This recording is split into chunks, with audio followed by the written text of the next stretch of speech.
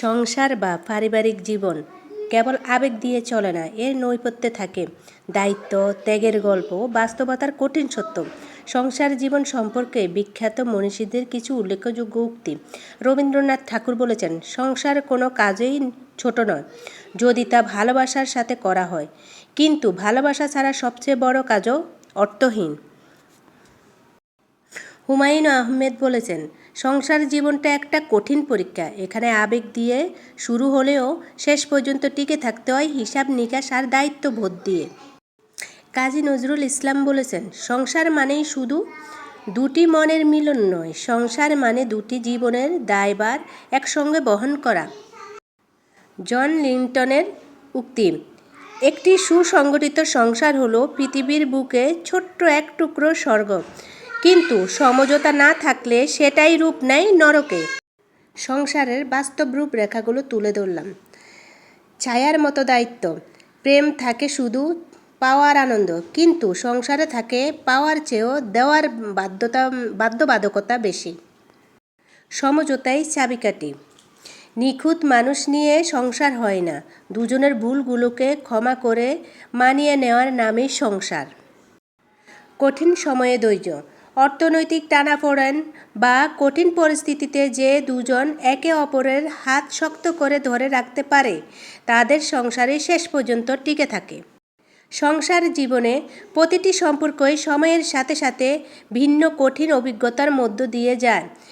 নিচে সম্পর্কের টানাপোড়েন, দূরত্ব, দায়িত্ববোধ নিয়ে কিছু গভীর বাস্তবমুখী ভাবনা দেওয়া হলো।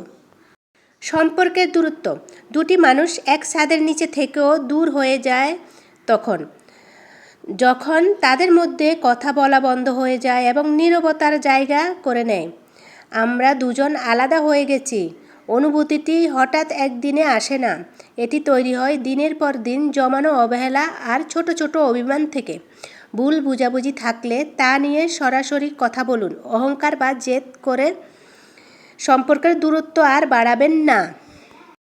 দায়িত্ববোধ ও ত্যাগ। সংসার শুধু ভালোবাসার সুন্দর আবেগ দিয়ে টিকে থাকে না, এটি টিকিয়ে রাখতে হয় দায়িত্ববোধ আর চরম ধৈর্যের মাধ্যমে। প্রতিদিন দায়িত্ব পালন করতে গিয়ে হয়তো শুরুর দিনগুলোর প্রেম কিছুটা ম্লান হয়ে যায়, কিন্তু সেই জায়গাতেই গড়ে ওঠে এক গভীর আত্মিক টান। যখন আপনি নিজের আনন্দের চেয়ে সঙ্গীর স্বাচ্ছন্দ্যকে বেশি প্রাধান্য দিতে শিখবেন, বুঝবেন সংসার আসল দায়িত্ববোধ তৈরি হয়েছে। পারিবারিক টানাপোড়েন ও মানিয়ে নেওয়া।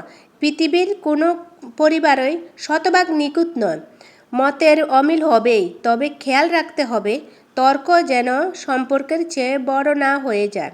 টানাপোড়েনের সময় সঙ্গীকে বিজয়ী করার চেষ্টা করুন। নিজেকে জেতানোর মানসিকতা পারিবারিক সম্পর্ক ভেঙে দেয়।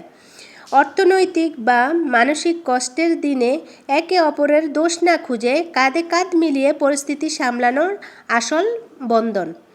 বর্তমানে পারিবারিক ঠিক কোনো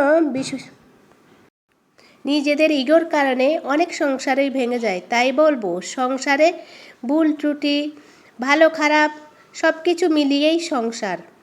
ভিডিওটি ভালো লাগলে লাইক, কমেন্ট এবং সাবস্ক্রাইব করে পাশে থাকবেন। আরও নতুন নতুন ভিডিও পেতে আমার সঙ্গেই থাকুন। আল্লাহ হাফেজ।